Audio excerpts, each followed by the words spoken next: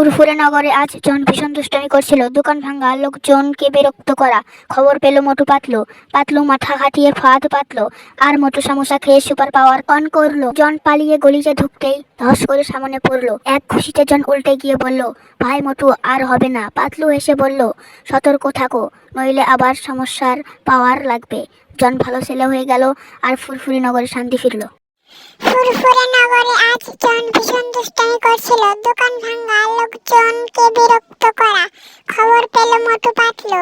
পাতলু মাথা খাটিয়ে ফাঁদ পাতলো আর মোটু সমোসা খেয়ে সুপার পাওয়ার অন করলো। জন পালিয়ে গলিতে ঢুকতেই ধস করে সামনে পড়লো। এক খুশিতে জন উল্টে গিয়ে বলল, ভাই মোটু, আর হবে না। পাতলু এসে বলল, সতর্ক থাকো, নইলে আবার সমস্যার পাওয়ার লাগবে।